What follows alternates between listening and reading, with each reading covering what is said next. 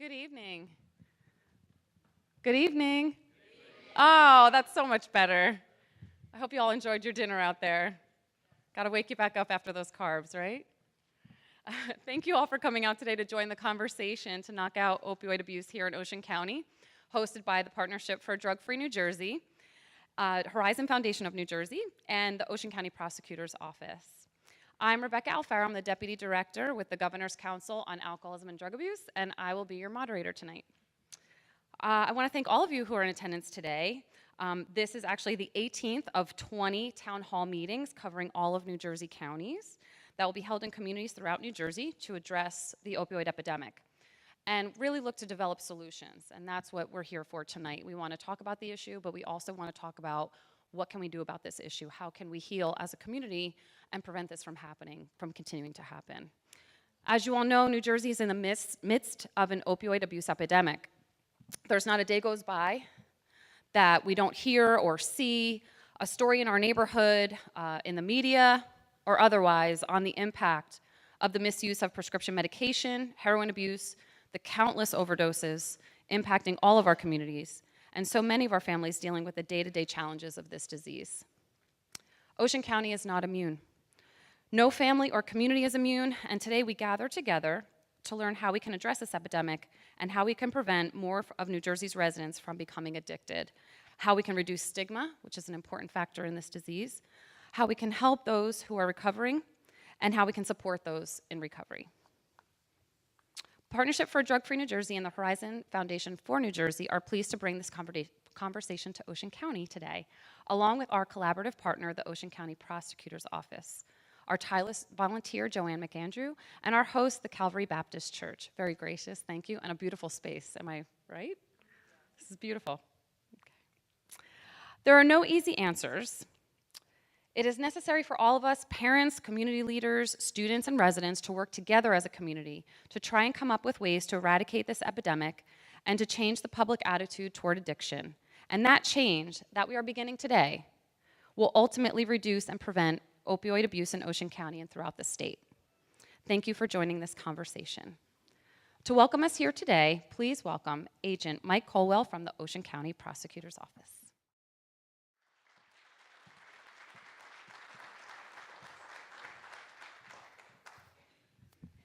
Well, I'd like to remove this so you can hear me actually. I'd like to thank everybody for coming out tonight and being a part of something so very important. This is a huge issue, we know that. And I've worked at the prosecutor's office now for 5 years under Prosecutor Joseph Coronado. And all of the events and all of the things that we've attended and all of the forums that we've hosted, I've heard a consistent message from him that his goal is to eradicate this problem, not just here, but throughout our nation. And this person is our county prosecutor. I can tell you from being on his staff that he is 110% committed to doing this. So here in Ocean County, we are very lucky to have him at the helm and his staff. We have with us tonight Chief of Detectives Chief Miller, his first Executive Assistant Prosecutor John Corson. We have with us another agent from our office, Jerry Ike, Sergeant Renee Noyox, and the rest of the staff of our office that supports our mission as well, day in and day out. And I can tell you again from being there and being part of this event and all the events that we've done throughout the last 5 years, that we in this county are very fortunate to have someone like Joe Coronado at the helm. And as you will hear,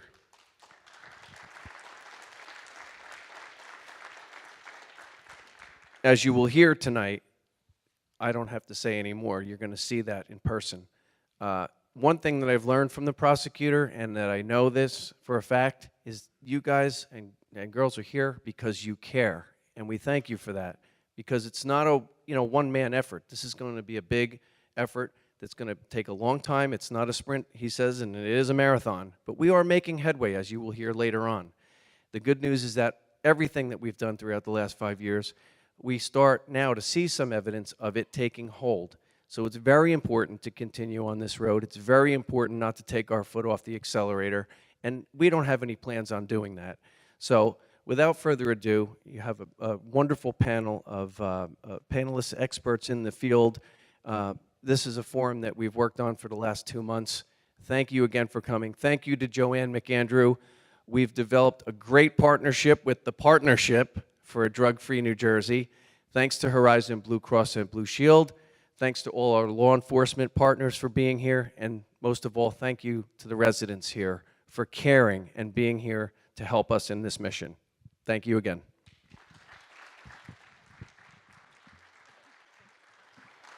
Thank you, Mike. It's now my pleasure to introduce our sponsor for today's town hall from Horizon Blue Cross Blue Shield of New Jersey. Please welcome Mary Ann Christopher, Vice President of Clinical Operations and Transformation, Horizon Blue Cross Blue Shield of New Jersey.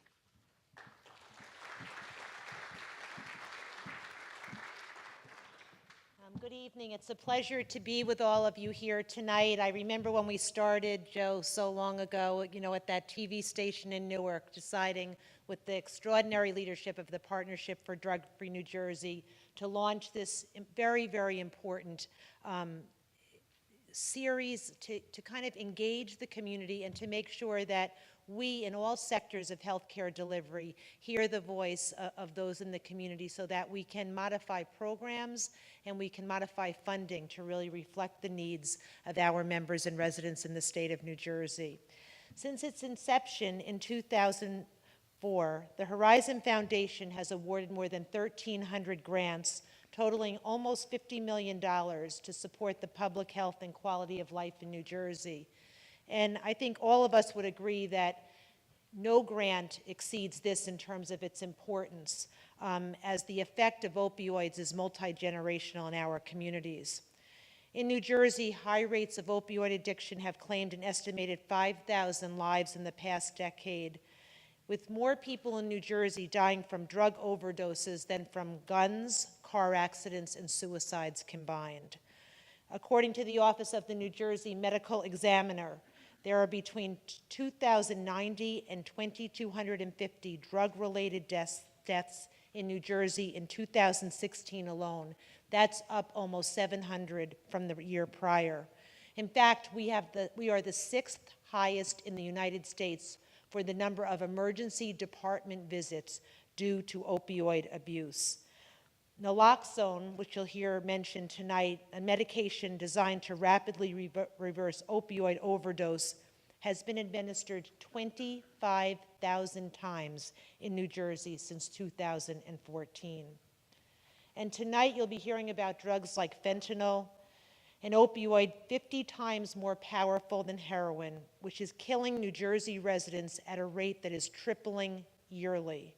In 2015, we lost 417 New Jersey residents from fentanyl overdoses. That was up 42 from just 3 years prior. So we know how important it is to address this issue.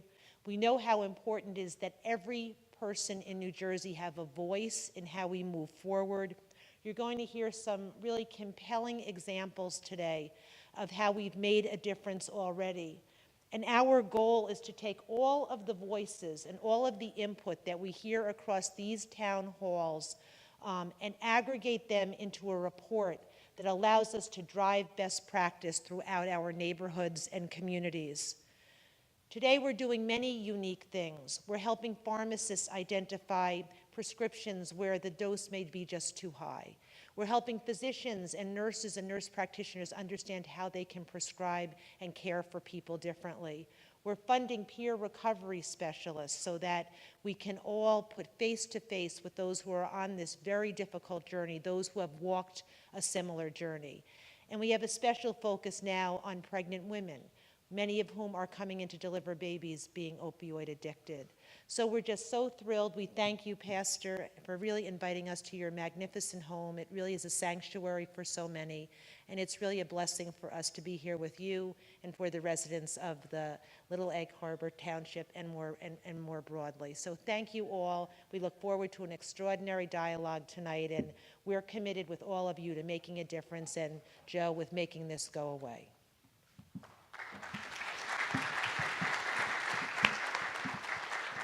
Thank you so much, Mary Ann.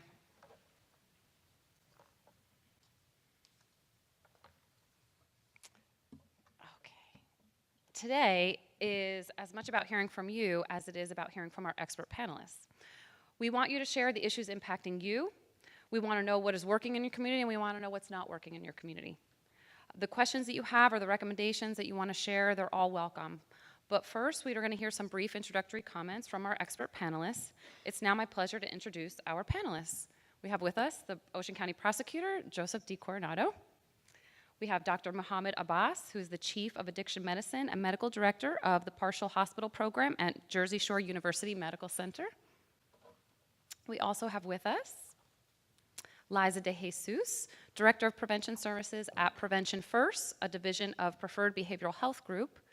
Pastor Mike Della Peruti, lead pastor of Calvary Baptist Church. Thanks again for being our gracious host, Pastor Mike. And Michael Kapko, the DART Coalition Coordinator in Ocean County. And now I'm going to turn it over to Prosecutor Coronado to start us off. Well, thank you. First off, I really want to thank the Governor's Office, Horizon, Partnership for New Jersey, Angela, Joanne, and certainly Pastor Mike for presenting this and allow us to come here and to share the stage with you. More importantly, I'd also like to thank everybody who has attended here and my office for helping me to assist. Now, what I would do here, and unfortunately I'm the type of guy that's a Italian, so I got to stand up, the arms are going to swing a little bit, and I'm going to kind of talk to you as not as a prosecutor, but as a dad. And I want to talk to you that when I became prosecutor back in 2013, the first week I became prosecutor, I had 8 overdose deaths in 7 days. I had a young girl, 18 years old, in Brick, who died in a motel room doing 50 packs of heroin a day, 25 in the morning and 25 at night. And when I took a look and saw that I had these individuals, 8 of them dying in 7, all under the age of 28, and this 18-year-old girl, as a father, as a dad, I said, oh my God, what have I gotten myself into? So I knew that we had to do something. I knew that I had to do something, and we've put together a program. Now, I usually come in and I say that I have 3 pillars. My first pillar is usually education and prevention. I think we need to be buried in the school system. The second one is strong law enforcement, going out and holding accountable the drug dealers. We recently just charged somebody who with the strict liability death of 2 individuals, and we're going to hold that person accountable for murder. The second, and the third part, though, is the more, I think, is the one part that we really need to get in bed with and sort of partner with, is with the healthcare community, and that's breaking the cycle of addiction. So let me give you a little bit of a PowerPoint to give you a little bit of background. One is that you could see that we were the first county in the state of New Jersey to use Narcan, and we had 129 deployments in 2014. You could see in 2015 we had 272. You could see in 2016 we went up to 502. And then you could see also that we went from 502 down to 341 in 2017. And as of this date, we're about 135. Let's take a look at the overdose deaths. Back in 2013, we had 112. You could see we went down to 104 in 2014. I think that was because of Narcan. But then you could see 2015, we went up to 118. And unfortunately, in 2016, we went up to 216 deaths.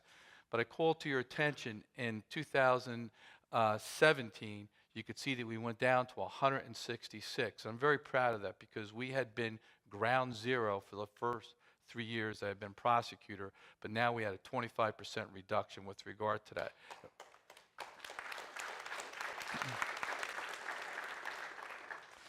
Now, I want to also talk about fentanyl, and I want to just say one thing.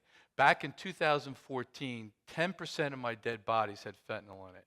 In 2015, 30% of my dead bodies had fentanyl in it. In 2016, 60% of my dead bodies had fentanyl in it.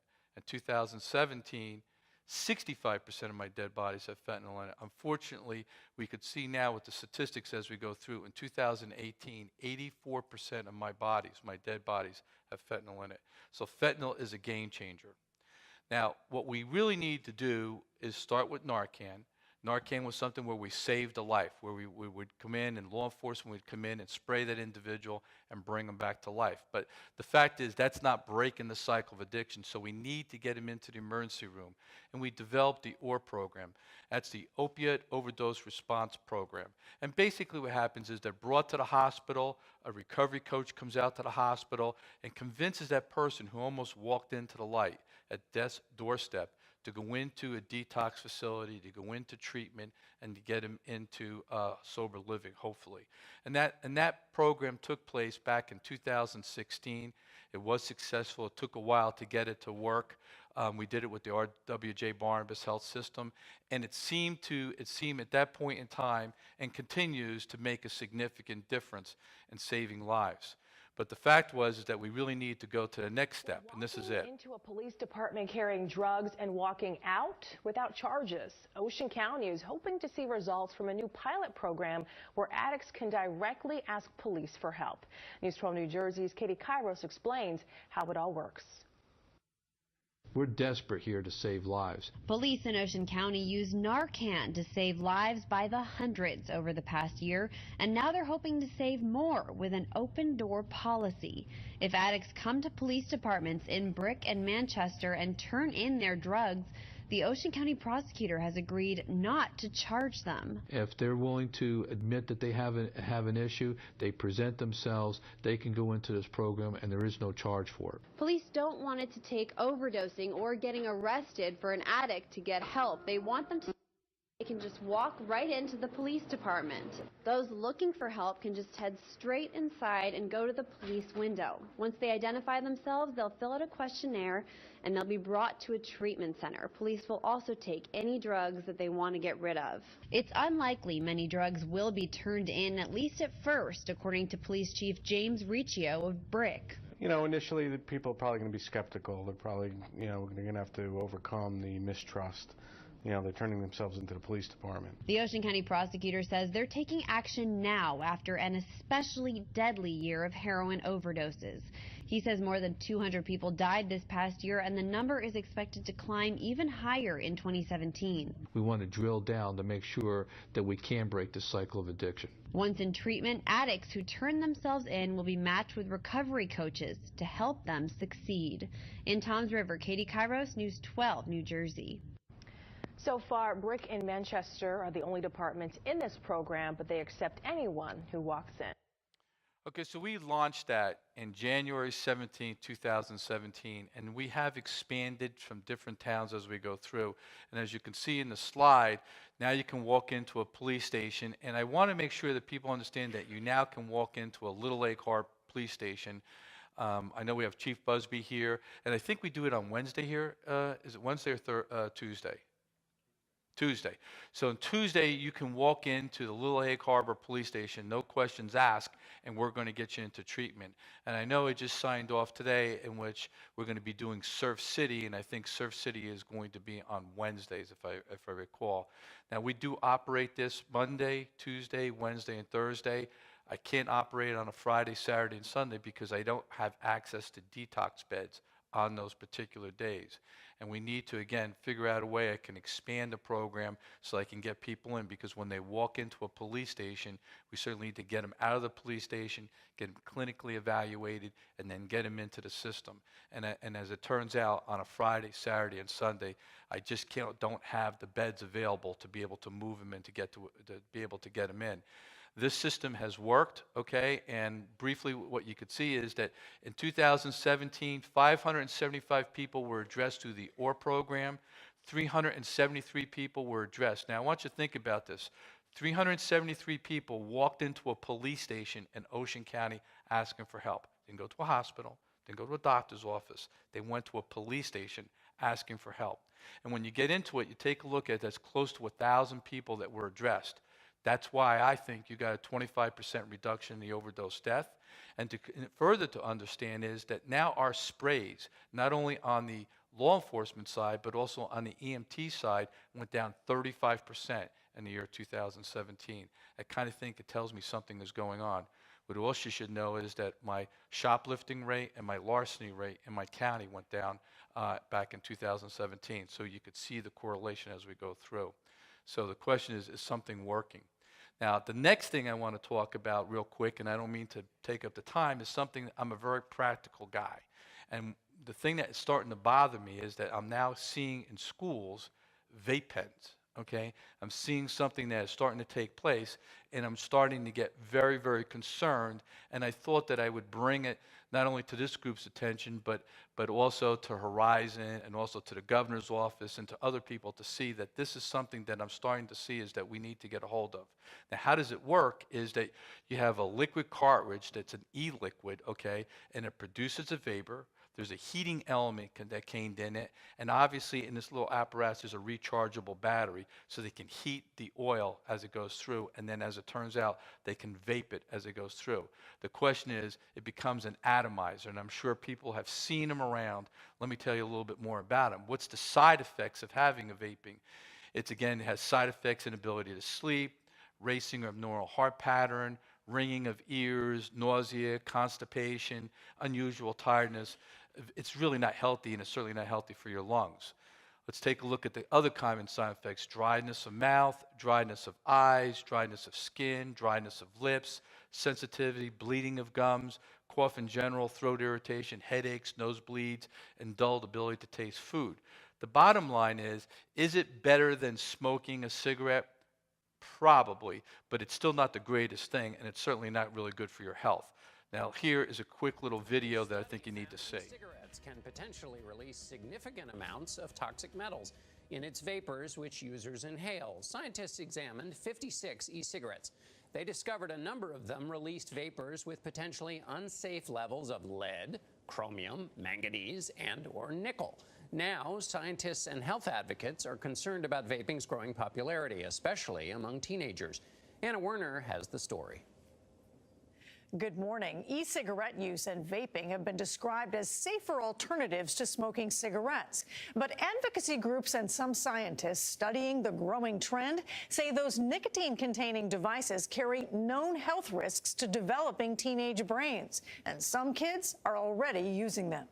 A lot of people like vaping, and we do too. So, it's something you can find teens posting about all over social media. Vaping, inhaling the vapors from e-cigarette products. High school sophomore Kyler Christopaitis is one of them. When's the first time you tried vaping? When I was in 6th grade. Why did you try it? Because my friend was doing it. Government statistics found millions of teens have tried it. Nearly 36% of 12th graders had tried some form of vaping in 2017, which included e-cigarettes, devices that can look like cigarettes, pens, or USB data storage drives. Everyone does it. Like everyone. Every time I go into the bathroom, there's someone doing it. Now, researchers at University of California's School of Medicine are raising concerns about vaping's impact. Their studies show some teens who likely would not have smoked regular cigarettes are using e-cigarettes. It also found teens who do vape are 6 times more likely as those who have never vaped to later begin smoking. Scientist Jessica Barrington-Trimmis. The normalization of e-cigarette products and vaping products is really problematic. The vaping industry disputes the study, saying there's no peer-reviewed science that establishes a causal relationship between vapor use and smoking initiation by minors. Do you worry about what's in it? Honestly, no. Why not? I don't really think about it. It's just advertised as being healthier than smoking cigarettes. Some research does seem to support the idea that e-cigarettes are less harmful than regular cigarettes. But a new study from the NYU School of Medicine finds that nicotine from e-cigarettes can cause cancer in mice. And the authors wrote, it's possible that e-cigarette smoke may contribute to lung and bladder cancer as well as heart disease in humans. E-cigarette manufacturers say their products are not aimed at children. But Vince Wilmore with the nonprofit group Campaign for Tobacco-Free Kids is skeptical. There are over 7,000 flavors of e-cigarettes on the market, including flavors like gummy bear, cotton candy. Those are flavors that clearly appeal to kids. One brand that has become particularly trendy is Juul. The company says its device, which resembles a USB drive, is now the #1 selling e-cigarette in the country. One pod contains as much nicotine as a pack of cigarettes. It's slick, it's high tech, It looks like a thumb drive on a computer, which means you can hide it easily, and it gives a very strong hit of nicotine. So this is about an ideal tobacco product to get kids hooked. And do you think the companies know that? Well, if they didn't know it when they introduced the product on the market, they should know it by now. Krista Paytas says at his high school, Juul products are everywhere, even though selling them to minors is illegal. Are they hard to get? No, Not at all. not at all. So, like, you get them at school? You can put on your Snapchat story who's got a Juul, and everyone has one, and you can just buy one so fast. The company says its products are not for kids. In a statement, Juul said, "We condemn the use of our product by minors. We are fully committed to dramatically reducing the incidence of young people using Juul."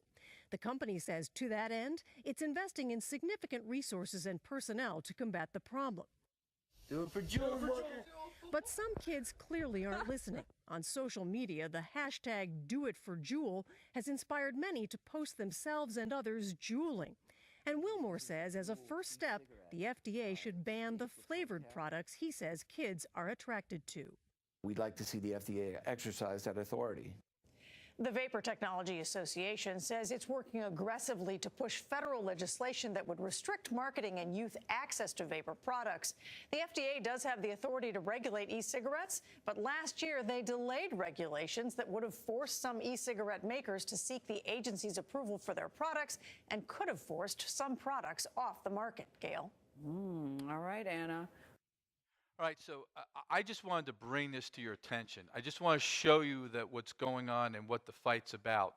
The one thing is that they have vapors now, the vape pens that actually have no vapor. In other words, they're almost silent, so you can't see them smoking as they go through. And the one thing you should know about it is that they can mix marijuana with it. And how they would do it is that we all realize that they take the marijuana leaf and they crush it up and they smoke it. But what they do is they take the stems of the plant, they heat it up, and they create this oil.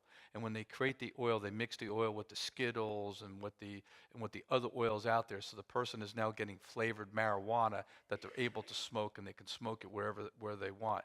This I foresee is a problem that we see in the middle school. I foresee it in the high school, and I just think that this is something that we need to now pay attention to before it gets totally out of control, which I could see happening. And the last thing I'm going to mention as we go through here is that I'm also embedded in the fact is just as it was mentioned before, there's a statistic now that to me is astounding. That means that every 19 minutes in the United States, a baby is born, an addicted child is born in this country. And we had 160 babies born here in Ocean County last year that were addicted when they were born. I think that this is something that we need to look towards, strive towards, because this is coming down the pike. And this is something that I was shocked to think that that many infants are born as a result of this addiction that's going through our society. So I'm sorry to bore you. I'm sorry to give you kind of bad news as we go through, but this is something that I want you to know that my office, and as long as I'm prosecutor, we're going to be dedicated to try to combat this and to save lives. Thank you so much for listening.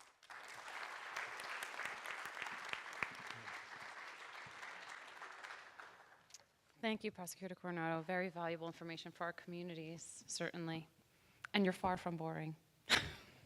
I've seen you speak many times. It's just as dynamic today as it is any other time. Dr. Bass, I'm going to turn over to you now. If you could please tell us about the opioid crisis from the public health perspective and how you are addressing it. Thanks. Sorry for coming late. I think everybody can hear me. Okay, thanks. Thank you, everybody, for coming here at this time, and the distinguished panel.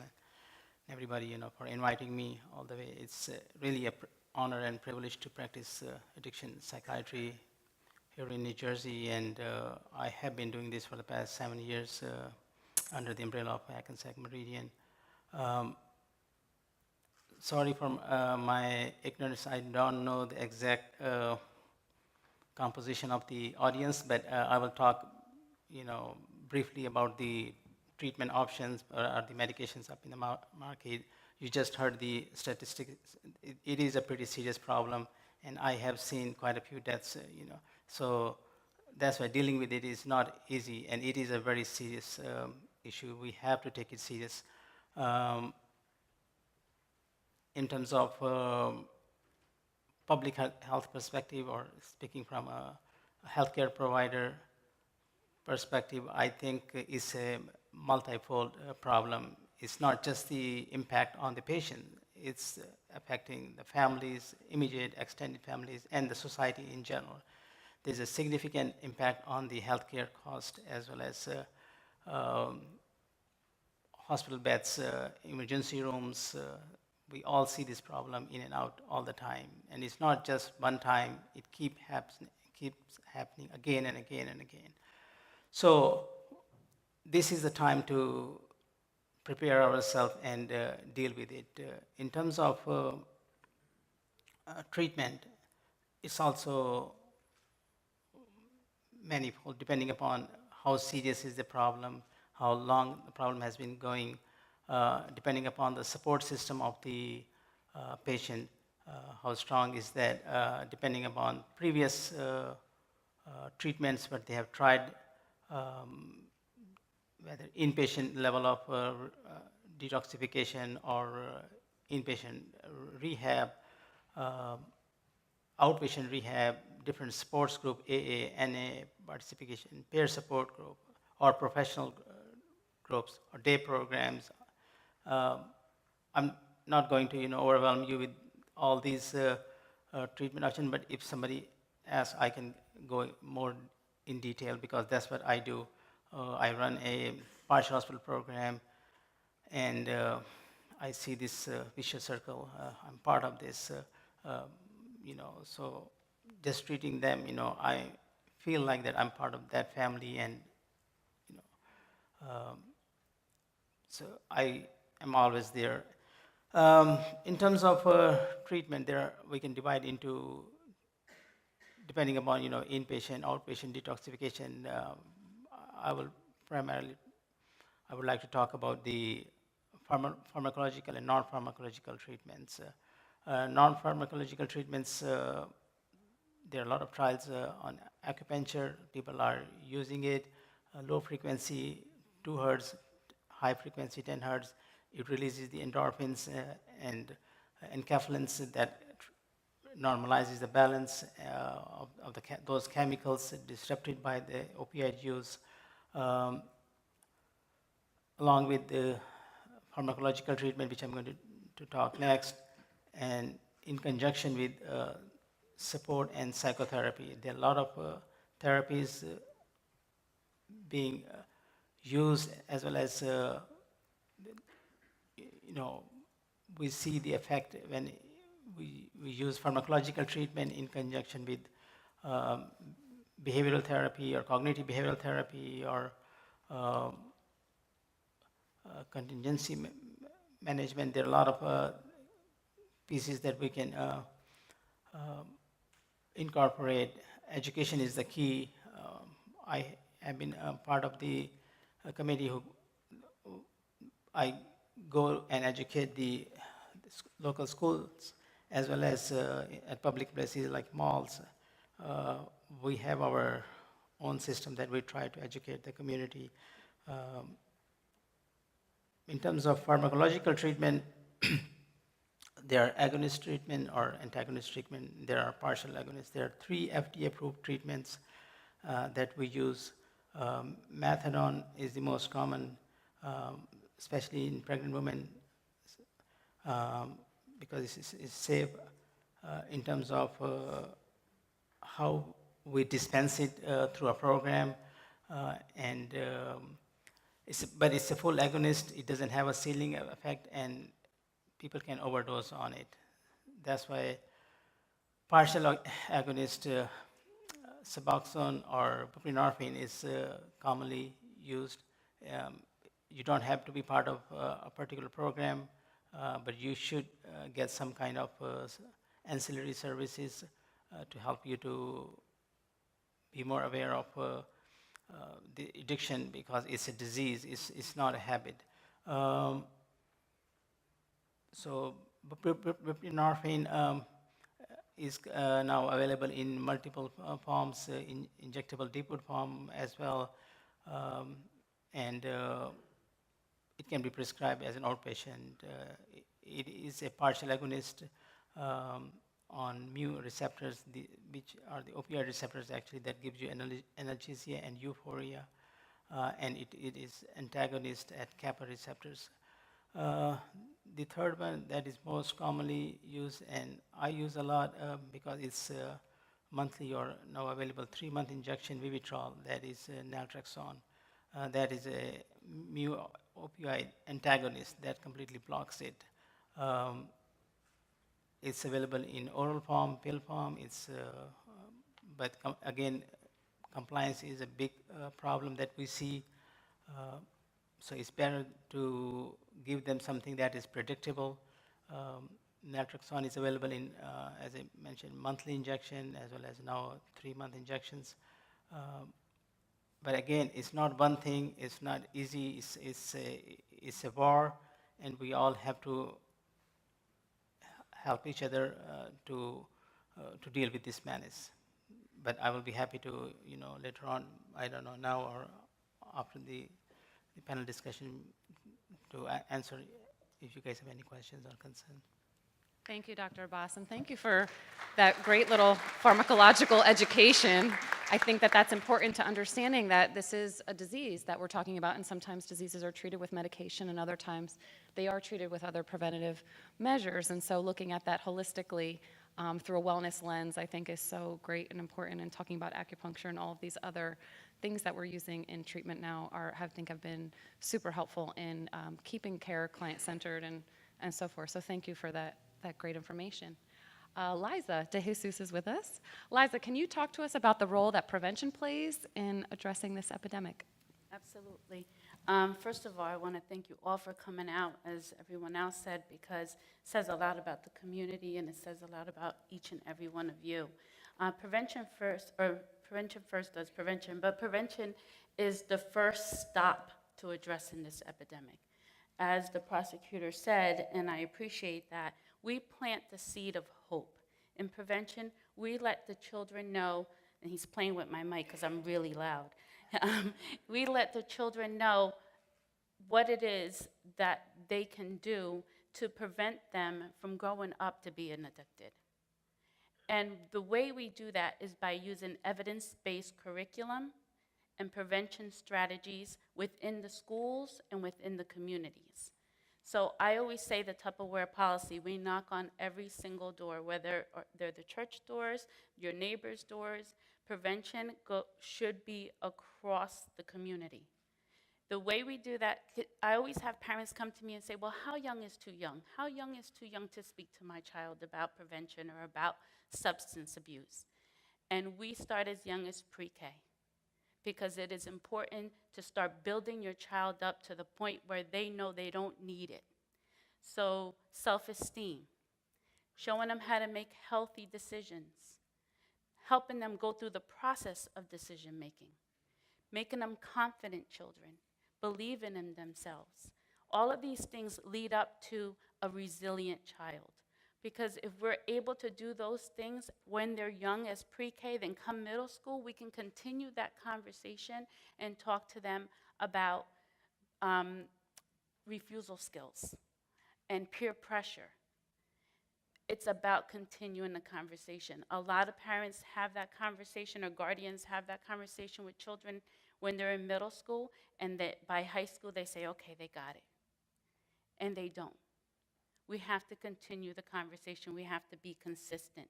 The younger we start, the more they get the message, because their brains are still developing up to their late 20s. So the younger we start, the more they get the message, and the more we build that resilient child to not use and to not be dependent. I always say also, I want to give credit to the DART Coalition in Ocean County. The Prevention First runs the Prevention Coalition of Monmouth County, and there are regional coalitions throughout New Jersey that also use methods, strategic methods, to create environmental change in your community. So we advocate for prescription drug boxes. We advocate for alternatives other than being prescribed opiates. A lot of parents don't know. You take your child to the doctors, guess what? You can say, no, I don't, you know, let's not get that prescription right now. How about I take them to physical therapy? So we advocate also for parents to look out for their medicine cabinets and not keep their medicines in the medicine cabinet anymore. Not just for your own children, but for their friends. And not just for their friends, but your family members. Keep them locked up. Those are things that regional coalitions are doing throughout the community. So we have things in place, all prevention agencies have things in place where we are able to work with children, not just in the elementary level, middle school, high school, college as young adults, but also throughout the community to get the message across. For every dollar that's spent in prevention, there are up to $20 spent in treatment. Treatment is very expensive. When we have someone who's addicted to opiates or any other substance, that means we're losing what that person could contribute to our society. It affects all of us. So we may be a prevention agency. We may have prevention specialists that go into the schools, and we do, that go into churches, into faith-based communities, into community centers, and everywhere to send this message out. But you as community members play such an important role in this, and the prevention starts with you. So I want to give you your warrior hats and tell you to please help me get that message out, because it's so important. We are the first stop in addressing this issue, and the most important. Thank you. Thank you, Liza. Absolutely. And I can't stress that enough, that conversation starting early. When my son, he's now 7, but when he was about 4.5, we started having conversations about medication and how to safely take medication. And what do we do when we no longer need our medication? And he would come with me to the drop box. Are you all familiar with the drop boxes that are around to take your unwanted, unused, or expired medication and dispose of it in a safe and effective way? And so making sure that it's not staying in your medicine cabinet. And so by doing that, I would use it as a learning opportunity. He'd come with me to the drop box, and we'd go drop it off. We would toss it in, and we'd talk about what it means to dispose of our medication because we no longer need it. We take it as it is prescribed to us, and when we're done with it, we dispose of it properly if there's anything left. So at almost 5 years old, he was able to understand that. And so starting those conversations about taking medication properly are very easy conversations to have with young children. And I think that there's opportunities all around us for these teachable moments, Liza, that you bring up that are so important as family members.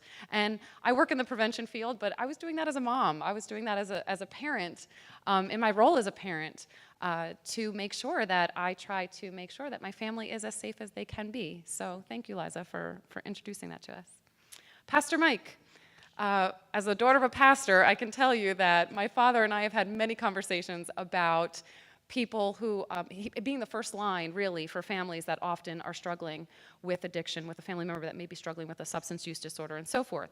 So can you tell us some barriers that you see that are barriers to recovery, talk about the role that stigma plays and so forth in that process? Thanks. Absolutely, thank you. Yeah, as a pastor, I often tell people I get to see people on the best day of their life and on the worst day of their life. And just recently, within the last few weeks, I experienced the latter. There was another overdose death, and I was doing the funeral. And the individual who died left behind 2 young children. And this is the worst part. You know, you have a young child who doesn't want to even come in because the room is associated with the death of a parent. And we try and lighten the mood, and I was able to get the young child in, and I thank God I have 4 boys, and one of my sons, Ben, he's 17. He was helping me with the funeral. So I brought the young child in, and I said, "Hey, do you know who this is?" And he just kind of looked at me, and I said, "This is my son, Ben." And he almost had that look like he couldn't put 2 and 2 together. And he looked at Ben, and he looked at me, and then he looked up front, and he goes, "My dad's in that jar."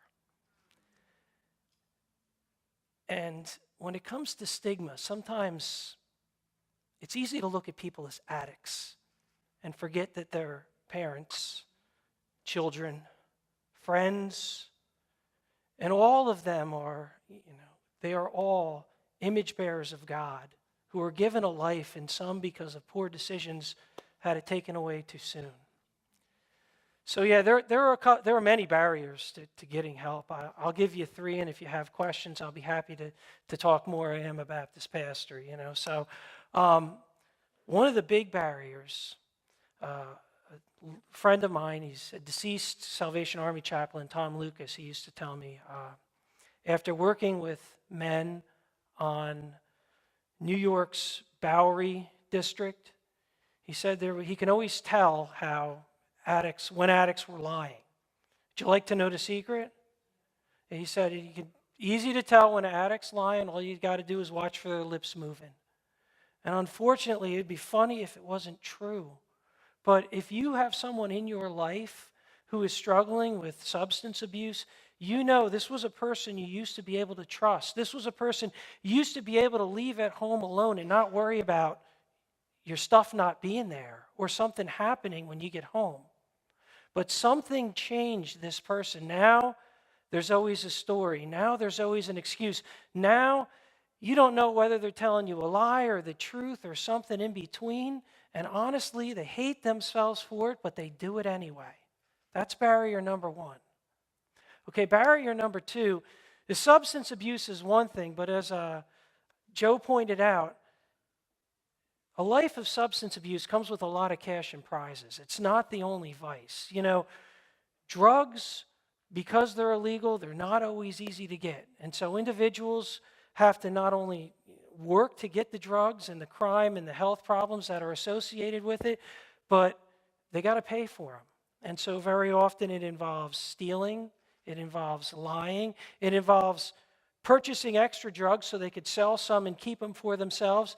And it involves trading what they have for drugs, which for a lot of young women often involves sex. So now this person you used to know, the person you used to take out for ice cream after Little League games or cheerleading, is a liar and a thief and a drug dealer and a prostitute, and they don't want you to know this about them. They're ashamed of this. And they know it's wrong, but they do it anyway because drugs are an idol and they require a sacrifice. And at first, yeah, it's a paycheck. But then it's the job, and then it's the family, and then it's the sanity, and ultimately it's the life. That's barrier number two. Barrier number three, and this is the big one. The person I just described, they are not going to get help if they have a warm place to sleep, gas money, and a meal on the table when they get home. If their life is comfortable, they're going to continue to do what they're doing until a crisis hits. I really believe it takes a crisis to motivate them out of that. And a lot of times, whether it's because of manipulation or denial or excuse, you just don't want to see what's right in front of you. And you tend to excuse it with love or care or whatever. Allow that person to continue in their lifestyle. And I've had people say to me, Mike, are you saying I should put them out? I mean, can you guarantee me something bad won't happen to my child, my grandchild, if I make them leave, if they won't get help? And my answer is no. I mean, they may leave and something horrible might happen, but I can guarantee you if you continue to allow them to live their lifestyle like this, they are going to die and you're going to be the one who finds them. You have to make them as uncomfortable as possible. So 3 barriers. Barrier number 1, it's really hard to believe someone whose life is dominated by substance abuse. And that includes the time when they turn to you and say, I'm ready to get help. Because you've probably heard it before, and if you've been around someone like this, it's very easy to think, you know what, do you really want help, or are you in trouble? Are you running from a situation? Are you trying to manipulate me again? And my advice is, whether it's the 7th time or the 70th times 7th time, when someone says they're ready to get help, get them help. Okay, number 2, the second barrier, sometimes we are the barrier. And if you have someone in your life who is involved in substance abuse, the most loving thing you can do for them is make it as difficult as possible for them to continue in their lifestyle. And barrier number 3,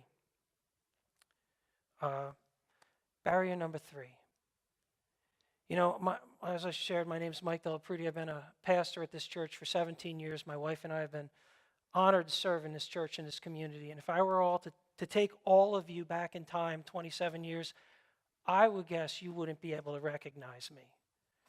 Because I'm not proud to say this, but for a brief time, my life was dominated by substance, drug, and alcohol abuse. It was a dark time in my life. And I can tell you, honestly, if I could smoke it, snort it, or swallow it, I did it.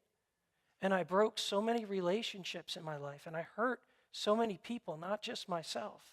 And I had to come to a point where I was at a real crisis. And that's the point where I really believe, and the reason why I do this is because I really believe there's power in Jesus Christ, that he's come to give us life and to give it to us more abundantly. And I really believe that there is hope for any individual. No one is beyond the reach of God or a caring family and a caring church. And I really believe when we work together, and this is an awesome thing, when a church and a government and a community can work together to share this message, that we can make a difference and we can overcome some of these barriers. Thanks for the opportunity to share. Thank you, Pastor Mike. Thank you for sharing that. Thank you for sharing your personal experience with that and really eloquently explaining and describing the pain that families experience. And I think that that is part of, how this disease manifests in families and understanding that, and understanding also, though, that recovery is possible. Recovery is always an option. And so having that hope and looking at spirituality as a key factor in that, understanding the role that spirituality plays in us as an individual, in our own wellness and our own healing, but also as a community as well. So thank you so much for sharing that. We have with us Michael Kapko. Mike, can you tell us what type of barriers occur when someone is seeking treatment, and what can they do to get help? Sure. Thanks. And thank you all for being here. At first, I don't know if I was so much looking forward to speaking last in front of the other panelists, but I realize that it's really an opportunity to recognize just all the resources that do come together. I feel that other community issues that we do face wouldn't have such a diverse group up on stage and then also in the audience here addressing it like we are with the opioid crisis. It's a very complex issue, and we're taking these complex and really out-of-the-box approaches to address it. So it's actually kind of worked in my favor to, to speak last. In terms of barriers to treatment, the DART Prevention Coalition, we are part of the RWJ Barnabas Health System under the Institute for Prevention and Recovery. And while I do usually wear a prevention hat, I think one of the biggest things that we can do in this field is to advocate and support all aspects of the continuum. So from prevention to treatment and recovery support services. So as I was sort of preparing for this, I wanted to, get some feedback and bounce some ideas off of our counterparts within our agency that do work on the recovery support end, and then also, advocating for treatment services and things like that. So I think really the biggest thing that I heard from everyone across the board were insurance issues when it comes to treatment. So I did a little further investigation, and I saw that it was about 90% of Ocean County residents that went into some level of treatment last year in 2017 were either uninsured or were on Medicaid. So it's a huge, huge issue that we face, in getting these individuals the help that they're seeking. And then to kind of couple that, treatment facilities at this point, for them to accept Medicaid, they can't have more than 16 beds. And so it's something that's being worked on at the federal level as part of the Federal Opioid Commission. But at this point, now we have a large group of people that are either uninsured or are on Medicaid, and now we also have a small number of beds that will accept Medicaid individuals. So, kind of the perfect storm there of those two things come together, and it creates a huge barrier for people accessing treatment. One of the other issues I would say is transportation. Again, I looked at the New Jersey SAMS database, and again in 2017, the number was 60% of Ocean County people that went into treatment received that treatment within the county. So out of I think it was roughly 5,000 people that got treatment, a good chunk of them were having to go out of county to access this treatment. So, it's a huge barrier to get to these places, and they may not have all the resources to then get to the treatment facilities. I think one other big issue, and it was really alluded to, but is stigma.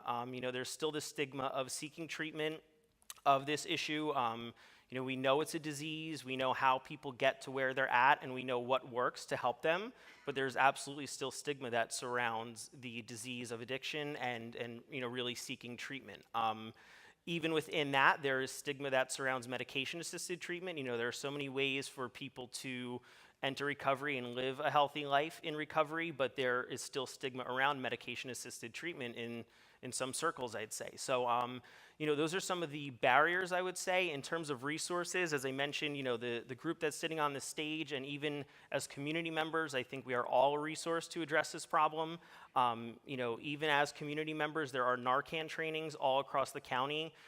If we feel that we are a loved one or ourselves facing this issue, it can't hurt to be trained to administer Narcan. So the state funds different agencies that provide the training and the kits for free. Unfortunately, the cost of Narcan has been going up due to the demand, but these are state-funded programs that provide the kits for free. So it's just another tool in our pocket to address this issue. I also think Ocean County, especially, in my 3 or so years working in Ocean County, the innovative approaches like Blue Heart or like the ORP program from the RWJ Barnabas system, it's the reason, as Prosecutor Coronado said, it's the reason why these numbers are going down. Unfortunately, in most other counties, the overdose deaths and non-fatal overdoses are still climbing.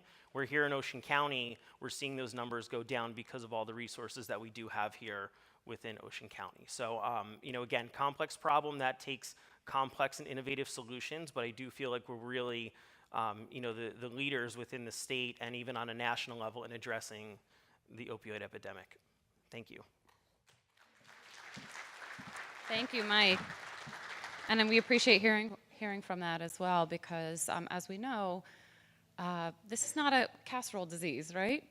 People don't show up at your door when you have a loved one who's, dealing with a substance use disorder, and they don't show up with the casseroles. It's actually very isolating. Oftentimes, people turn the other way because they don't know how to respond. They don't know what to say.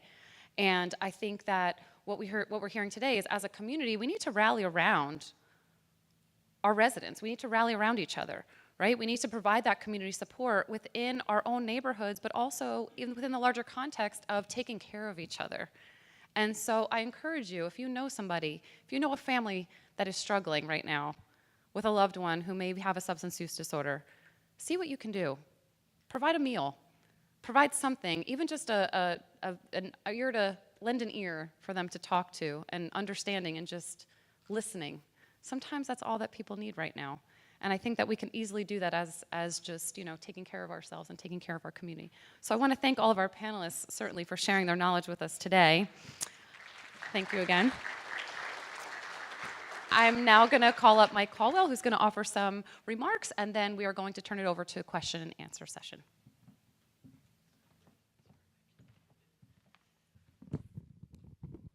Thank you, everybody, for a wonderful program, and thank you all for being here again. And we would be remiss without saying thank you to some very special people. One happens to be from Prosecutor Coronado's office. He's here with us tonight. He travels around with us to all these different events that we do, and some of them, we wouldn't be able to do any of them, actually, if it wasn't for him and his technical abilities. So I'd like to thank Paul Whitehead for coming down with us tonight and helping us out.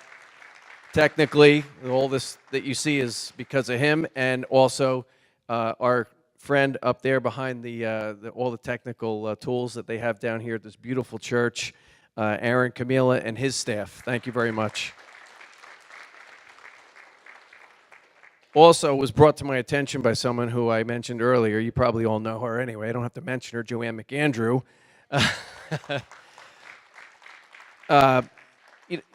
She did a ton of work with us, as always. Anytime we ask her, she's always there, right at the forefront, helping us out. So she did bring to my attention, though, that two special people that help us in different avenues of this mission that we're on stepped up to the plate and offered, without even being asked, to donate the water for us tonight. And those gentlemen are Rick Schmidt from the Maximilian Foundation. Thank you, Rick. We appreciate that. And Mike Scott from the Tuckerton Pub. So thank you guys for stepping up for us. Also tonight, I'd like to thank Chief Brian Olson, Chief Rich Busby from the local departments here. Chief Busby does have the drop box, the mobile drop box outside. So it's just a little reminder that, you know, it is there. If anybody did bring anything tonight that they'd like to dispose of, his officers are out there ready to take that and bring it back to their department and dispose of that. And finally, you know, we partner with anybody that will partner with us to defeat what the prosecutor is on a mission to defeat. And one of our main partners for the last 5 years is here, and you know, I'd like to thank them for being in the fight with us for so long, and that is, you know, the Dark Coalition and Michael Capco. So thank you all very much again for being here and for caring so much. Thank you to Pastor Mike for the beautiful venue. And up next, I think Chief Busby would like to say one or two things before we get to our question and answer session.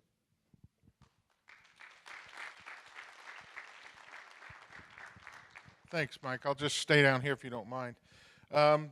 In 2011 and 12, I find these gatherings and this awareness amongst the communities to be incredibly gratifying, because in 11 and 12, maybe even 13, everybody was in denial. Nobody knew what to do. Good police officers are trained to be good police officers, and I'm fourth generation, and we tried to arrest our way out of this mess, and frankly, that wasn't going to work. It was very clear by around 2013 we were in big trouble. Along comes Mr. Coronado, and before he even takes the oath of office, Mr. Coronado is thinking about how we can increase drug enforcement, and he sets up the Southern Strike Force in a meaningful way, and they've done a tremendous job down here on the southern end of the county. Involves officers from all different jurisdictions. But perhaps the greatest contribution that Mr. Coronado has given us is leadership. When he first began to talk about Narcan, nobody in New Jersey, and frankly very few people in the nation, took Narcan as a serious thing.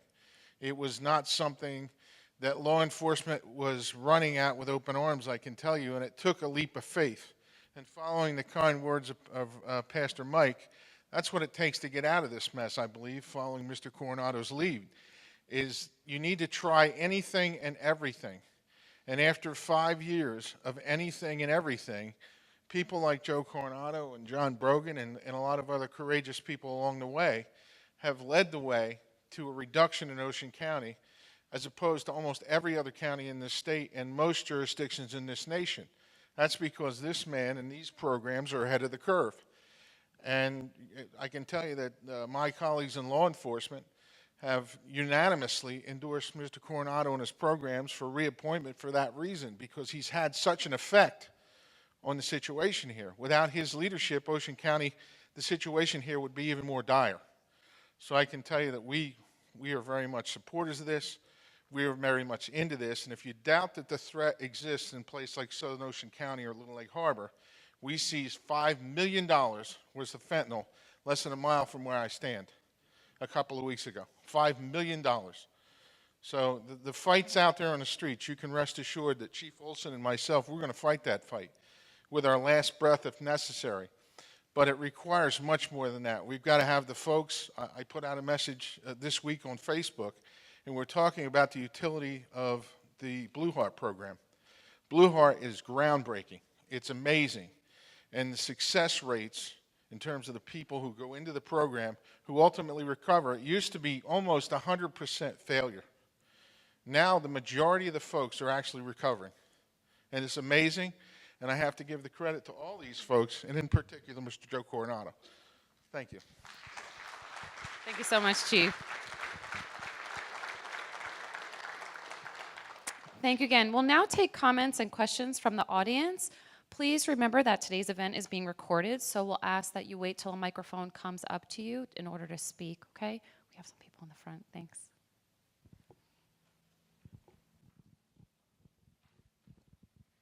Hi, my name's Heather. I'm with New Jersey Organizing Project. I'm also a recovering addict myself. This one's for Mike Capco. CMS recently approved a Medicaid waiver for New Jersey, which extends healthcare coverage, including substance abuse and mental health services. Can you explain to us the demonstration project in place? What does that mean? What does that mean? That, honestly, I'm not 100% sure on that. I know I'm familiar with the Medicaid aspect on the federal level. As I mentioned, looking to increase the number of beds available in facilities that accept Medicaid, but I'm not specifically familiar with that process. Okay, that and you're I had mentioning. So I do one- apologize. Okay, no problem. I had Is that under Governor Christie, there was a request for a waiver, and that waiver, I think, is being granted. So I think the 16-bed, what really happened was is that if you had 16 beds or more, you weren't able to get Medicaid funding, okay? And as it turns out now, that waiver has been granted. That's why other states, like let's say, for instance, Pennsylvania and let's say Florida, for example, if they had 100 beds, they still could accept patients and get paid under Medicaid. But if you had 16 beds, for it to be in New Jersey, it had to be 16 beds or less. But that waiver now has been granted, as I understand it. Yeah, in Utah and New Jersey, we need to demonstrate a project to them, I guess, in order. Yeah, and I think what has to, you have to, to grant that waiver, you have to, there's certain requirements that you have to do so that you're eligible to get that waiver so that you can still get the reimbursements. I think that's what you're talking about. And I had another question for you, Mike. One of my friends actually works for RWJ Barnabas, and I heard about, I guess, implementation of a Suboxone maybe maintenance program after somebody overdoses and they're Narcan. Could you tell me a little more about that? So there's definitely multiple things happening within our system to address substance use disorder as a whole. As I mentioned, we do operate the opioid overdose recovery program in 7 counties throughout the state.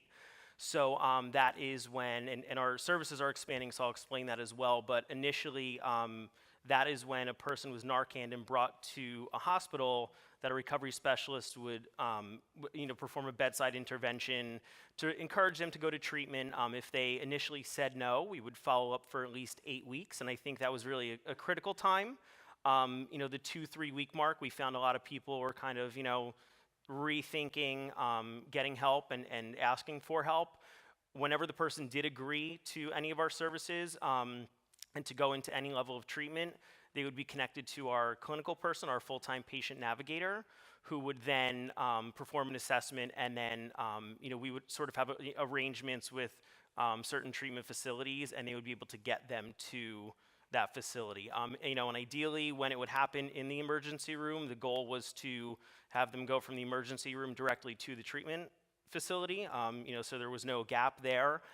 It doesn't always happen like that, but obviously that's the goal. And then recently, thanks to additional funding from the state, we will now be able to address really anyone who comes in the emergency department looking for help. So it doesn't have to be an opioid overdose. That was sort of the blessing and the curse of the program in the beginning, is that somebody would have to overdose to receive the services. So, as Prosecutor Coronado mentioned, with the Blue Heart program, it worked upstream a little bit, and now also that similar service will be available in our system hospitals. In terms of the Suboxone specifically, at this point, there is a tackling addiction task force at the corporate level who's really investigating, I would say, all aspects on addressing it. I can't speak specifically to a Suboxone program, but leadership from corporate and our office, Connie Green, our vice president from Institute for Prevention and Recovery, she is a representative on that task force as well. So they're really looking at all across the continuum from prevention to treatment to recovery. Do you feel they'd be more receptive because they're not going through withdrawals to go to treatment once receiving Suboxone? And how available is that treatment to people who are on Medicaid or uninsured when they walk in? Things that we did is we went to the hospital administrations and we said, you bring them into the emergency room and you're now just letting them out, and they don't, they're going to go out and cop, within 3 or 4 hours. That's what we're going to do. So the fact is, I believe not only in the RWJ Barnabas, but also in the Meridian system, they're now going to give them low levels, hopefully low levels of methadone or Suboxone as it goes through. There's really 3 types of treatments, Medicaid treatment. One is methadone, one is Suboxone, which is buprenorphine, and the other one is Vivitrol. And how they work is that methadone opens up the neuroreceptors all the way. Suboxone partially closes the neuroreceptors. and Vivitrol, which is a form of Narcan, naloxone, blocks it totally. So the difference between the two. So methadone you get every week. Every day almost. You can get methadone as you go in. Vivitrol, Suboxone, you can get every day, but now there's actually something that they can embed under your skin, in which you can actually, it's like a stick that they actually put under your stick that kind of helps you with regard to buprenorphine as you go through. And Vivitrol is a shot that you would get every 28 days, and is a total blocker. And that's really the essence between the three types of drugs that you have that help so far as medicated treatment. Thank you. So my name's Priscilla. I have a couple questions, but one of the ones that's really most pressing to me at this point is earlier in this presentation, this panel, you mentioned stronger law enforcement, and my biggest concern with that, especially as a sister to somebody who was arrested for a drug crime and prosecuted as an addict, and continued to not get treatment during her time in jail, and then came out and started using again, so it wasn't really effective for her to go to prison, is that addicts are going to just go to jail, right? And that's a big concern for me. So can you clarify what that means in regards to stricter law enforcement? Well, I think it's a great question. I think you need to understand that I believe you should divert from the system, not divert through the system. So what do I mean?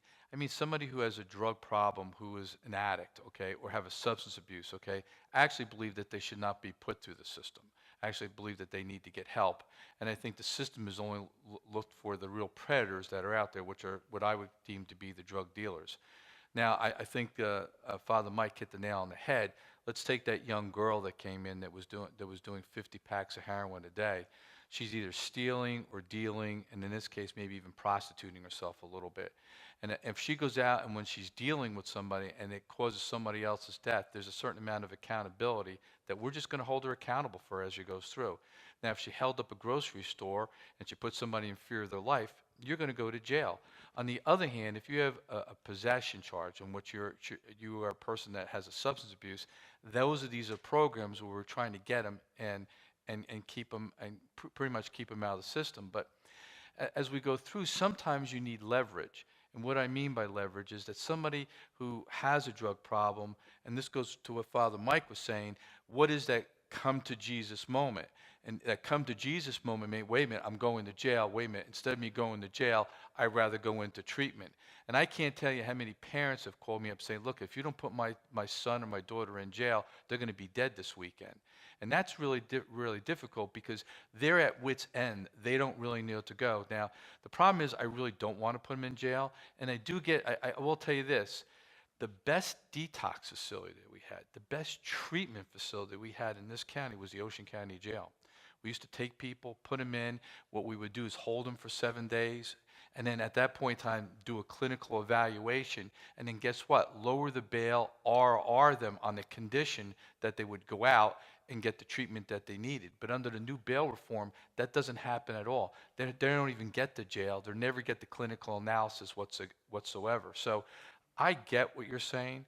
And and to another extent, the law has changed in the sense that now if you do go to prison and you do have this addiction, and I know that there's a father here that I spoke to whose son that we tried to help, and we did help a little bit, okay, who's now in prison.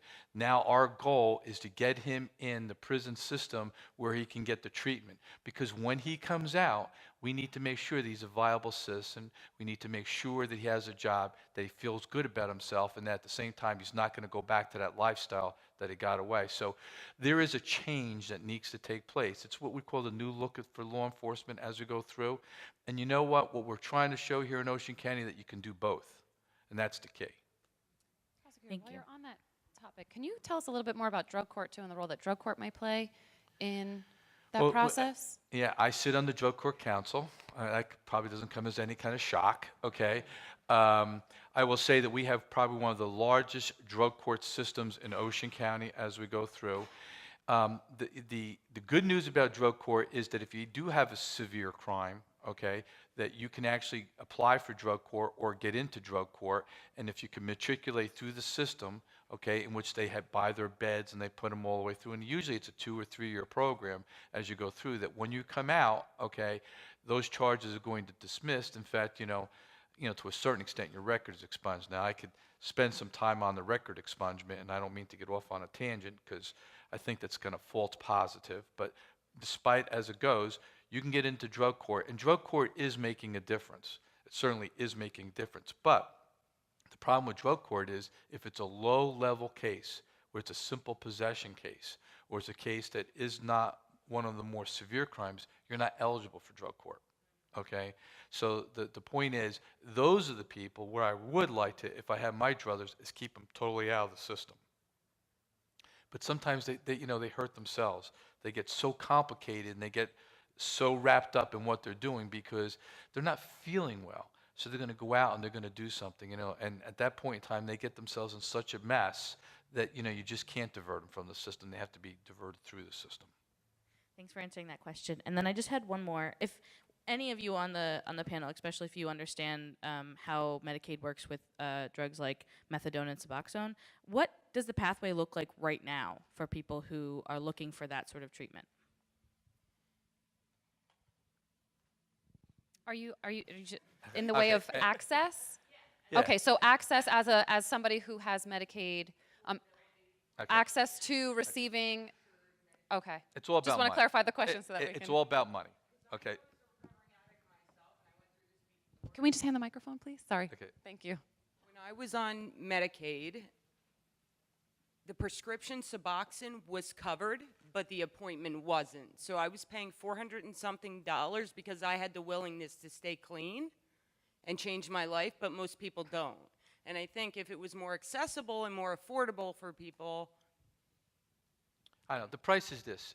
A methadone, and it's widely used, okay, costs about 30 to 40 cents a hit, okay? Suboxone costs about $2.75 a hit, okay? And Vivitrol costs $135, okay? That's the difference between the two. It's all about money. And that's, to me, what they really need to do is a best practices as a result of it. But I will tell you this, it now looks like Medicaid will pay for Vivitrol, will pay for Suboxone, and will pay for methadone. So they have bought into all three. And that's probably within the last year and a half. I'd like to add to that, if that's okay, because I work with a lot of individuals who are on one of these. And Suboxone in particular is sometimes looked at as a miracle cure. Okay, as long as I take this, I'm not going to go back. And that's not always the case. And specifically, if someone in your life is on Suboxone, they need to get into, it might help with the short term, but in the long term, they need to get recovery help because it's not a miracle drug. And as a matter of fact, taking less than your prescribed dose of Suboxone, as you probably are aware, is going to give you enough energy and feel good to get up and get out and go seek out the dealer. So there are individuals who almost use this, and if you, let me just rephrase that. If you have someone in your life who's on Suboxone, you better make sure they're taking it according to the way it's been prescribed, because this too can be abused, and it's something that needs to be watched carefully. It also needs to be done alongside of getting help, because without the help, methadone, Suboxone, Vivitrol, they're not miracle cures on their own. They don't treat the whole person. They only treat the craving, and over time, the individual is going to go back. He's 100% right, because basically what it is that you're only taking care of the substance abuse, you're not taking care of the mental health. And anybody who knows about this knows that 75% of the people have a co-occurring mental health issue. So if you don't treat the other side of the element, you're going to have a problem. And you can abuse any one of those three. Suboxone, what you can do is you can highball it. And what that is you could take a benzo, you take some alcohol, you take Xanax, and you take gabapentin, okay, and you're going to get off on the Suboxone. So, I mean, I can give you every single way in which you can you're not supposed to be able to build on Suboxone, because Suboxone actually has Vivitrol or has a little bit of Narcan in it. Basically, what happens, so you can't build on it. That's the difference between the two. Methadone opens those neuroreceptors. Again, Suboxone closes part of those neuroreceptors, and they're closed because they have naloxone. Part of it is part of naloxone in it. And again, Vivitrol is the one that totally closes off the neuroreceptors. But these people know how to get over. They'll figure out a way in which they can extend it, whether it's on methadone, whether it's on Suboxone, or whether it's on Vivitrol. So that's why the good pastor here is right on. They need that counseling, they need the help, and that's why you have to have urinalysis done on all three no matter what. Well, I think you guys are talking about medication. This is a little bit, my field, and I need to, just add a little bit. I completely agree to most of your points, but not just Suboxone is just used for, people do abuse it to avoid the withdrawal symptoms because they are getting, yes, it has a ceiling effect. You cannot overdose on it because it is naloxone or Narcan is mixed with it not to block the effect. It itself has a blocking effect. It's a ceiling effect. Naloxone is you can shoot it because naloxone through the oral route becomes dissolved and is not active. When you shoot it, it blocks then at that time.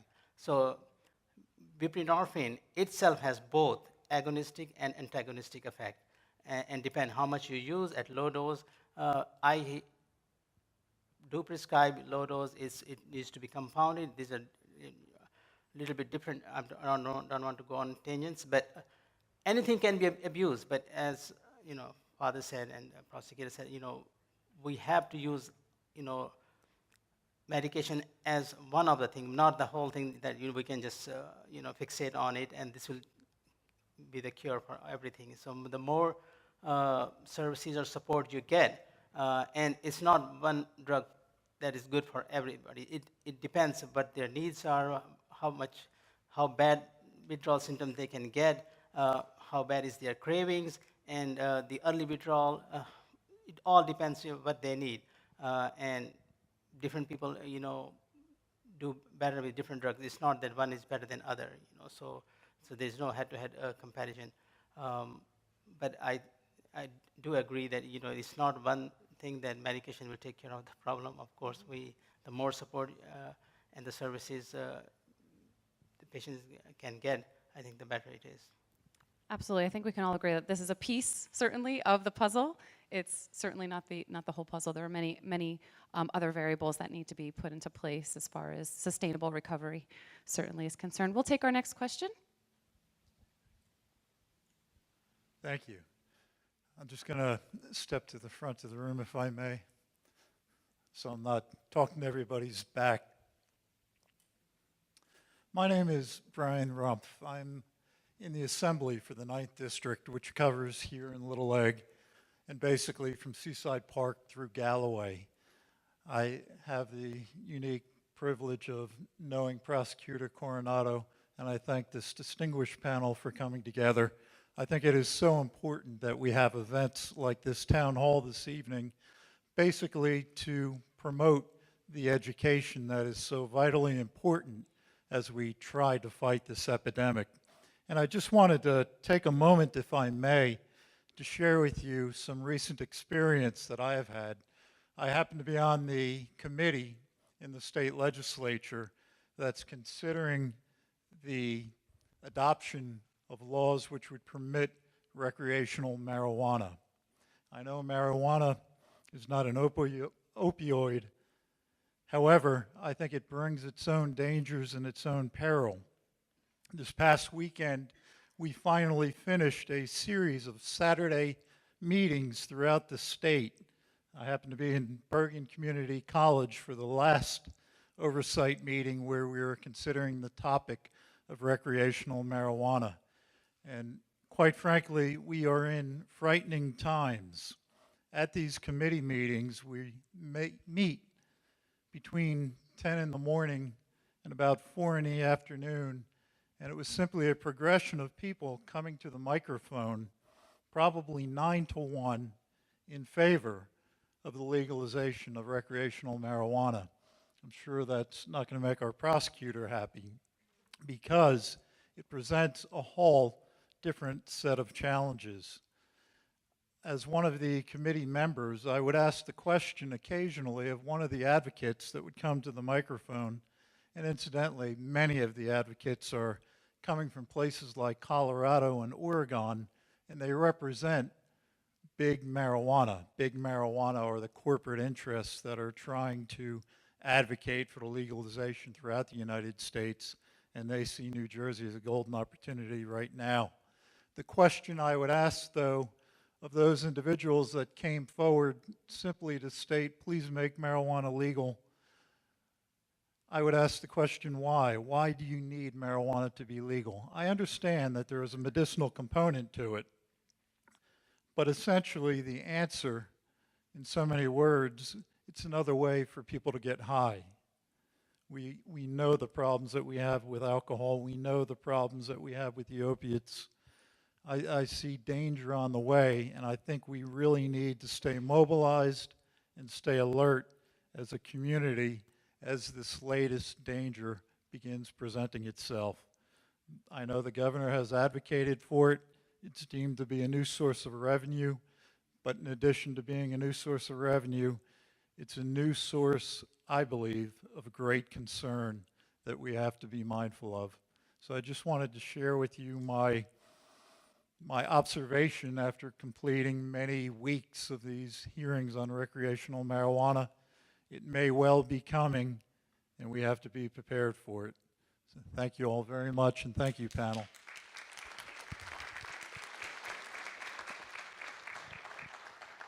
We have another question over here. Thank you. I want to ask, ooh, it's so loud. I'd like to ask the pastor and the prosecutor. First, pastor, as a Christian, what is our obligation to the community when we come across the addicts? And as just a common citizen, prosecutor, what is our obligation? How do we help these people? You know, I mean, Pastor and I are probably going to agree on this, and that's going to be is that we have Blue Heart. So that means that you could probably go at least 4 days a week, anybody come into a police station.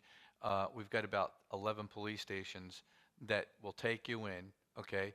We're not going to charge you, okay? And we're going to put you through the system. What we're going to do is get you clinically evaluated and then hopefully get you into a detox facility if that's necessary, get you into treatment, and then eventually follow you through into sober living. So the fact is that you shouldn't have to overdose and you shouldn't have to die, okay, before you seek any kind of help. And the fact is that we don't ask for any money. So the bottom line is that I don't know what more you can do. And the fact is that we're trying to provide that. Now, again, our system is not a perfect system, and I'm working very hard to get it more organized a little bit, because what I'd like to do is work it more through the hospital system if we could. But that's going to be down the road. That's my vision. And I think hopefully, hopefully there'll come a day where I don't have 373 people coming to my police station. I may have those people just going directly to a hospital facility and getting them into the system that way. Not that we would reject them in the police department, but the fact is that it's really a healthcare concern, and I need to get healthcare to be able to help us really take of it and process them the right way. Treat them like human beings, not treat them as criminals. Right, so if I come across an addict and I can lead them to the police station, but it's a Wednesday. Well, And every day I could give you a day. The problem really is functionality, okay? And if it's on a Friday, I can't get into a detox bed. I have no place to pay them. Now, why do I want to put it through the hospital? Because I'm trying to get a step-down unit in the hospital. If I had a unit in the hospital that would hold them anywhere from 24 to 72 hours, there's my bing. I can operate 7 days a week. If you go into a hospital and, God forbid, it comes to be a Friday, you're not going to get discharged until Monday, okay? That's the problem. There's no beds available as you go through Saturday and Sunday. You just can't get that discharge. So when they come into a police station, where would I put those people? Rich is not going to be happy if out in his lobby there's 6 people and they want to stay there on a Friday, Saturday night. There's nothing I can do with it. If we do get the hospital systems, and we are, both Meridian and the RWJ Barnabas, and we get a step-down unit, and I get them where they will hold them for 72 hours, up to 72 hours, I now have a throughput that can come in and that can take them, and we can funnel through that. We'll be operating 7 days a week, and guess what? They'll be going through the hospital, so I'll get better clinical evaluation, and I'll be able to track them better as they go through.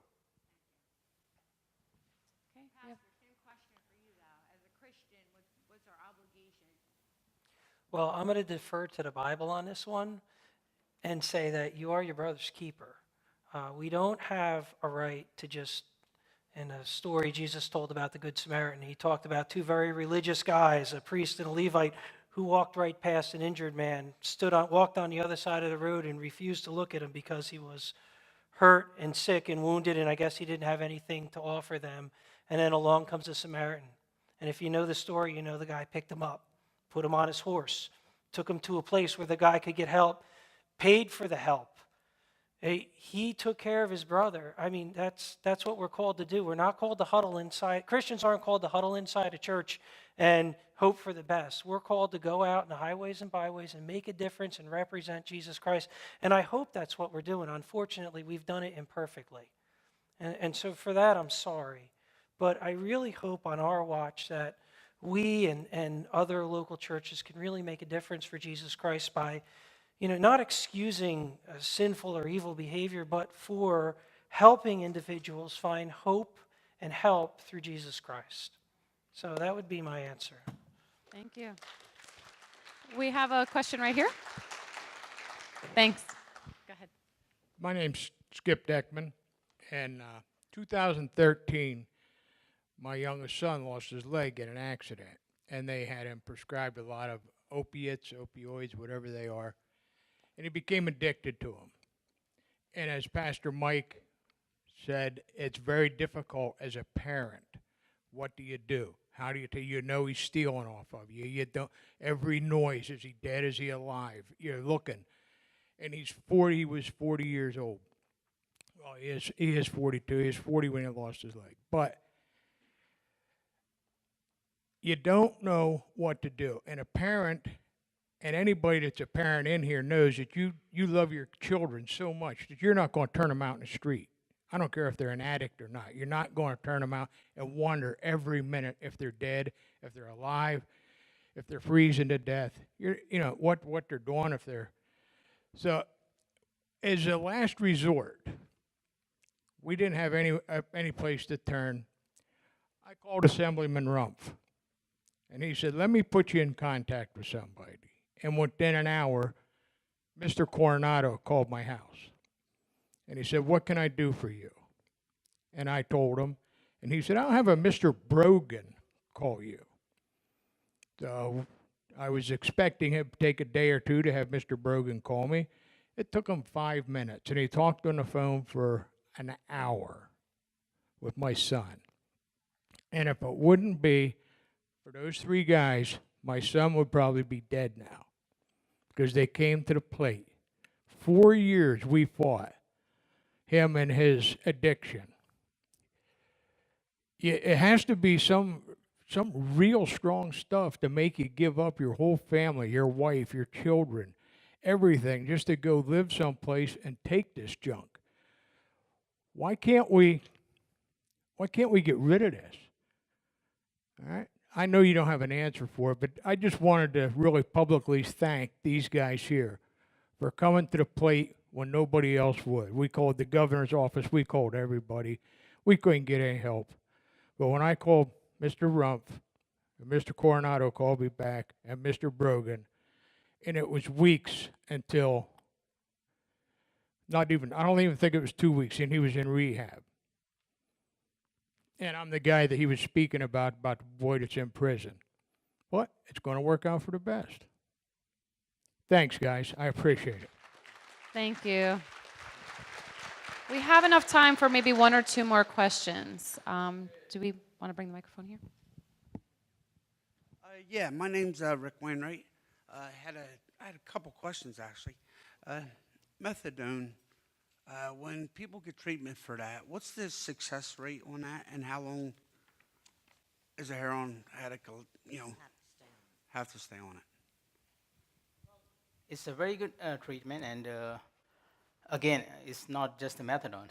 It's the ancillary service that you guys get, and the support system, and a lot of other things. There is a very high relapse rate. We all know that. So no matter how many times you relapse, you need to go back. We all need to. So I don't have head-to-head comparison, but of course, I have a honor and privilege of serving at Philadelphia VA, and we had veterans from Vietnam. They are still on methadone and doing great. So there is a high success rate if there is a good support system and the person is motivated. They can be on methadone for decades, no problem. Same is true for Suboxone.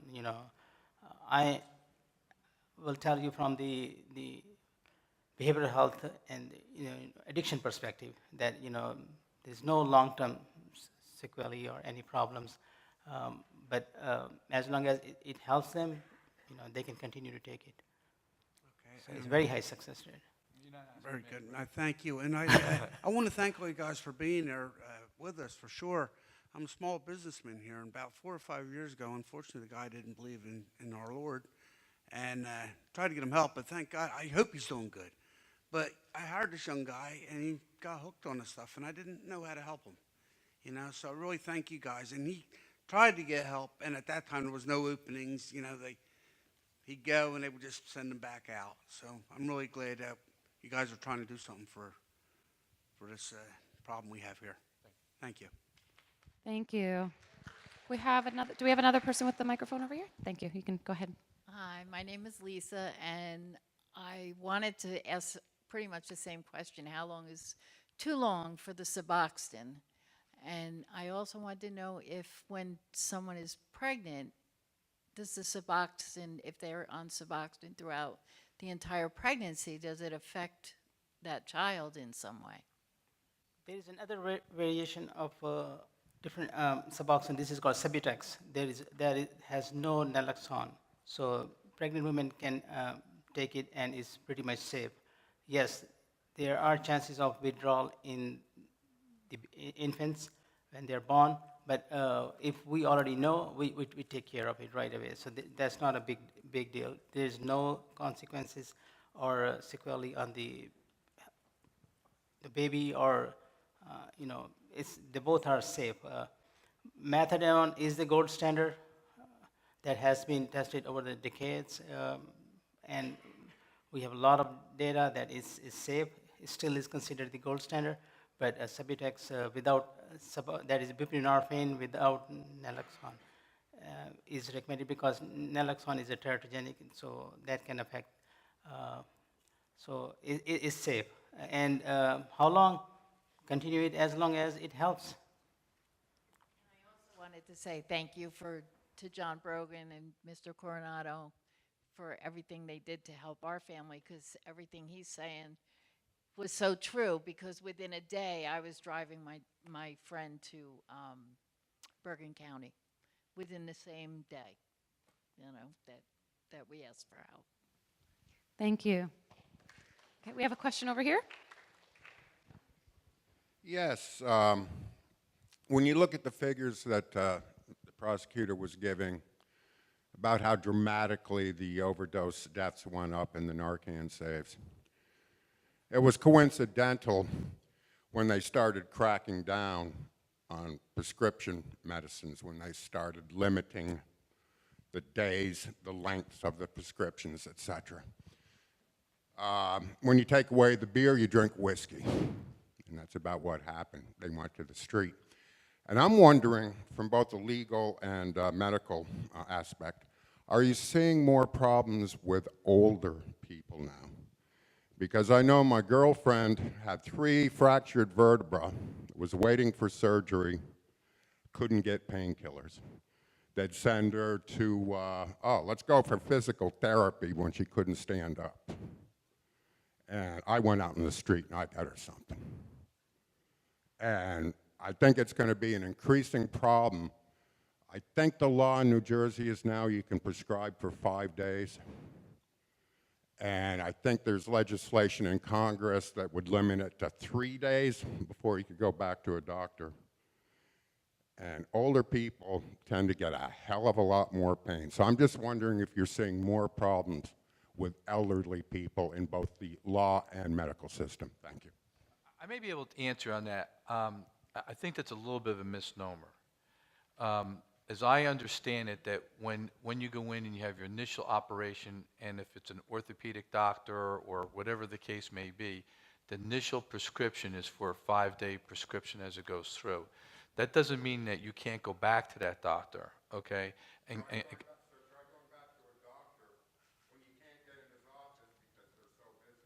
well, the issue is that you can go to a pain management doctor and he can issue more than a 5-day supply. Not initially, but more than a 5-day supply as you go through.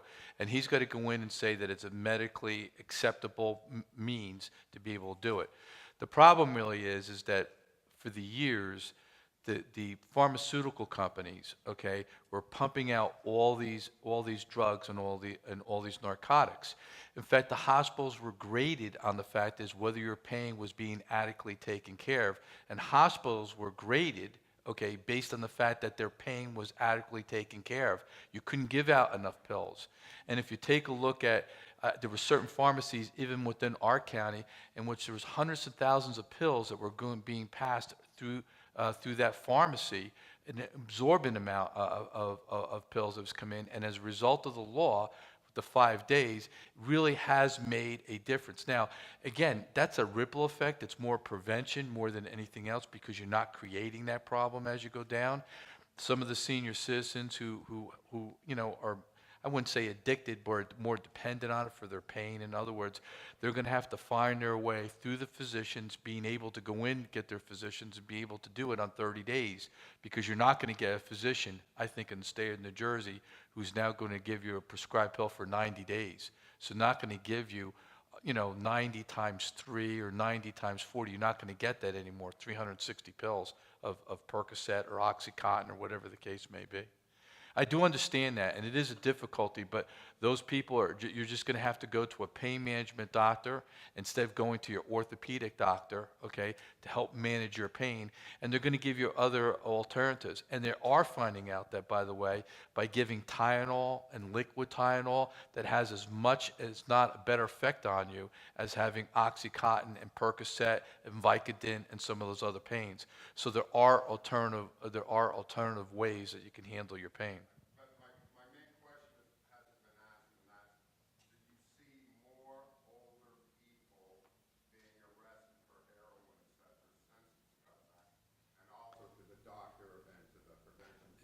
I'd have to say this. I don't think we're really arresting that many older people. I mean, I would say that, you know, I'd be remiss. I mean, I would say this, that off the top of my head, I could think of 4 people that were either 65 or older that have died in the last year for overdosing. So, I mean, does the older generation have a problem with it? The answer is yes. I wouldn't say it's extensive, but it is still there. They've figured out a way in which they can do it. Usually, by the way, not only the pills, it's also alcohol that they've consumed. So it's a combination of 2 things that we've seen at the scene. But we're not arresting 65-year-olds or 60-year-olds or 70-year-olds unless they were distributing. And that really is not really happening. And then for the doctor or anybody else, do you see more older persons going to street drugs because of pain? I don't think so. I completely agree with prosecutor. There is a 4-fold, just with the prescription opioid drug overdose, 4-fold increase in the past decades. So people are dying because of diversion or not proper use of opioids, and they used to get a huge pills, and their kids and everybody are, you know, get access to those pills, and they were abusing it and distributing it, you know, amongst the peers. So it was not uncommon, you know. So, and there is a lot of other non-opioid pharmacological treatments as well as non-pharmacological treatments, and we stopped exploring all those venues and just everybody fixated. Just US is consuming opioids more than the rest of the world, just one country, as compared to the whole world. So it's, the rest of the world, they're still alive, you know, they tolerate their pain problems or their surgeries. Yes, it can be acutely used for a short period of time. I mean, after that, there's a huge chance that it can be diverted or misused or not properly used, while we have a lot of other venues to explore. And this 5-day restriction is in the beginning. After that, once you establish the bona fide relationship with the physician, then they can give you a longer prescription. But it has to be the pain management, as prosecutor alluded to. Thank you so much. At this time, that's the end of our question and answer session, but we do have some remarks from the mayor. I'm going to turn it over to Mike so you can introduce the mayor. Good evening again, everybody. It was brought to our attention after our meetings leading up to tonight's event. We did have several meetings that the mayor was a part of. We weren't sure if he was going to be able to attend tonight. He cleared his schedule, closed his business down, just so he could be here tonight. He'd like to say a few words to his town. Thank you. Good evening, everyone. And it's so good to see every one of you folks come out tonight. And I think it's important that you see what the work that the Ocean County Prosecutor's Office has done, and particularly Joe Coronado, and what an excellent job, Joe, as you always do.